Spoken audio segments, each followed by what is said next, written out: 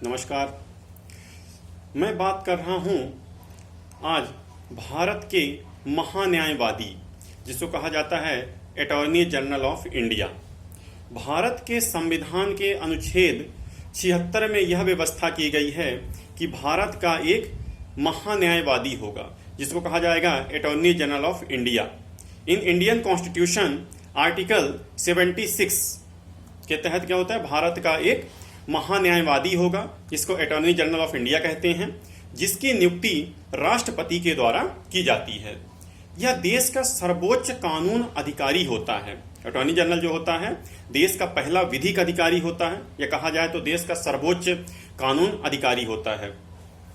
इसकी नियुक्ति के बारे में बात की जाए तो भारत के महान्यायवादी या अटॉर्नी जनरल की नियुक्ति जो होती है वह राष्ट्रपति के द्वारा की जाती है। भारत के जो प्रेसिडेंट होते हैं इनके द्वारा भारत के अटॉर्नी जनरल की नियुक्ति की जाती है।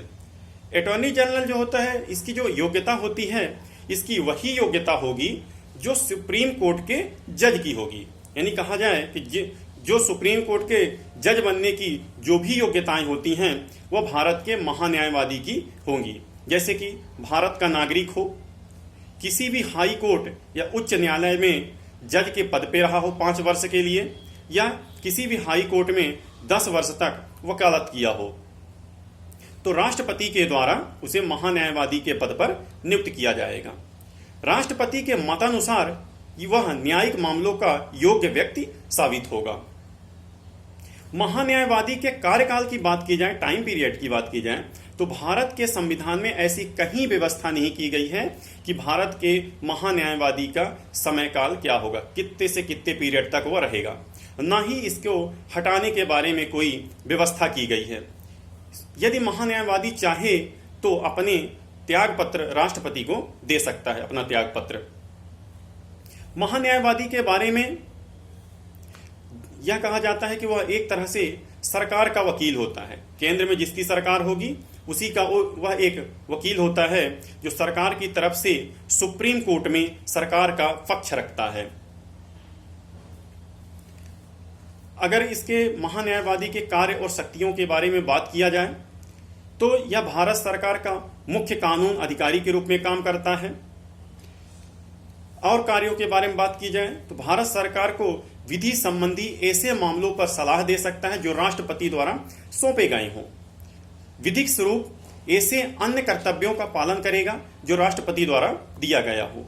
राष्ट्रपति महान्यायवादी को निम्नलिखित कार्यों को सौंप सकता है। नंबर 1, भारत सरकार से संबंधित सभी मामलों को लेकर के सुप्रीम कोर्ट में भारत सरकार की ओर से पेश होगा।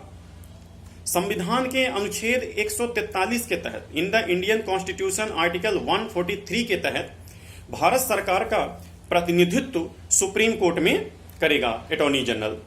सरकार से संबंधित किसी भी मामले में किसी भी हाई कोर्ट में पेश हो सकता है और उसकी सुनवाई कर सकता है। महान्यायवादी के संबंधित अन्य मामलों की बात की जाए, उसके अधिकार क्षेत्र की बात की जाए, तो महान्यायवादी या अटॉर्नी जनरल ऑफ इंडिया देश के किसी भी न्यायालय में जाकर के सुनवाई कर सकता है, जजमेंट कर सकता है, किसी भी अदालत में जाकर के सुनवाई कर सकता है। संविधान के अनुच्छेद 88 के तहत, यानी इंडियन कॉन्स्टिट्यूशन आर्टिकल 88 के तहत संसद के दोनों सदनों में, राज्यसभा और लोकसभा में, यह उनकी कार्यवाही में या बैठक में बैठ सकता है, भाग ले सकता है, अपने विचार रख सकता है, किंतु मतदान का अधिकार नहीं होता है। भारत के महान्यायवादी को वही सुविधाएं मिलेगी जो एक मेंबर ऑफ पार्लियामेंट को मिलती हैं। इसकी कुछ मर्यादाएं भी हैं जो उसको लांघ नहीं सकता। जैसे कि भारत सरकार के खिलाफ कोई भी मामला यदि हो तो उसमें पेश नहीं हो सकता है, या उसके खिलाफ कोई विश्लेषण नहीं कर सकता है। जिस मामले में उसे भारत सरकार की ओर से पेश होना है उस मामले में अपनी कोई व्यक्तिगत टिप्पणी नहीं दे सकता है। बिना भारत सरकार की अनुमति के किसी भी आपराधिक मामले में न तो बचाव कर सकता है, न उसके बारे में अपने तथ्यों को स्पष्ट कर सकता है।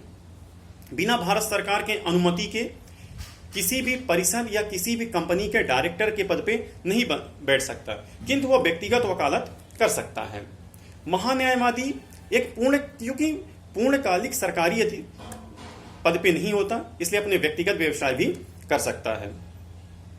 भारत सरकार का यह पहला विधिक अधिकारी होता है जो राष्ट्रपति के विवेक पर निर्भर करता है कि कब से कब तक यह काम करेगा। नमस्कार।